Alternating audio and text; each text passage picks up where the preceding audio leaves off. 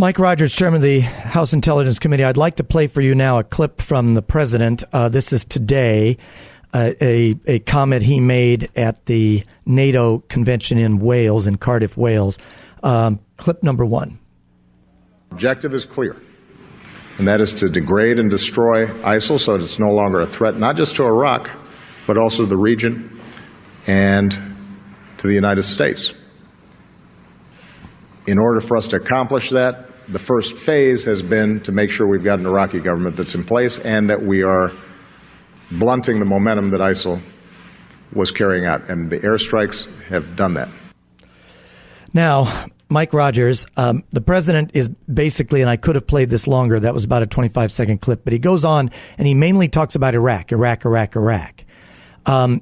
What do you think we should be doing with ISIS? First of all, I'll get to what should Congress and the president be doing in terms of legal authorizations. But what do you think is the military, diplomatic, intelligence reaction? What should we be doing now to destroy and degrade this threat? Yeah, a couple of things. One, it's okay to have the diplomatic effort in Baghdad to try to get the government to come together. Which was the whole purpose of extending troops, by the way, to try to make sure that happened and stayed in place. That's okay, but this comes in the walk and chew gum department. You can't wait for that government to get up and running at any level where whatever the president decides he feels comfortable.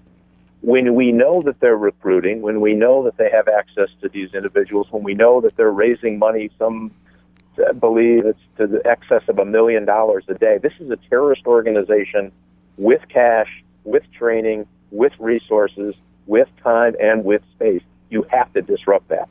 You can't do it simply in Iraq either. Iraq is their offensive move. They launched this attack from eastern Syria. And I know the president is loath to even mention it, mainly because the policy now of his Assad policy versus this eastern Syria problem is in conflict, no doubt. And rather than come out to try to explain that to the American people, he just keeps talking about it in terms of Iraq. But you are not going to defeat or degrade them in any meaningful way if you don't deal with the Syrian problem at the same time as you deal with the Iraqi problem. And that is because?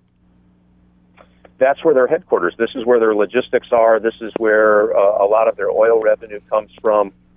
This is where their military equipment, a lot of it came from until they got up into Mosul and cleaned out those arsenals. Raqqa, which is where they are tending to operate near or from, is supposedly going to be the capital of their caliphate. So this is in the heart and soul of where they think their safe haven is, and they get to freely fight up in Iraq, even with it, if it's with the Peshmerga and other Iraqi forces, even with U.S. support. If they can freely operate out of Syria with that safe haven, that logistical hub, then it's really nearly impossible to degrade them where they can't be a threat. You have to at least disrupt that the nest, if you will, of their logistics hub if you're going to have any impact on degrading their ability to conduct attacks outside of the Levant.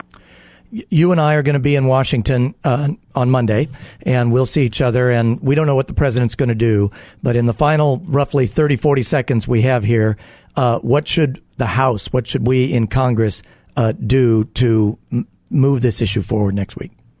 We ought to give the president authority to go after ISIS where they find them. They don't sense borders. We ought not to sense those borders. We shouldn't handcuff ourselves in an effort to degrade and disable their ability to conduct operations. And this does not mean big military movement. It does mean intelligence, airstrikes, special forces type activity that would be required to be impactful and to help our Arab leagues be more Arab League partners more impactful. But it doesn't mean big structured 101st Airborne type unit. It does mean we're going to have to get a little more involved than we are.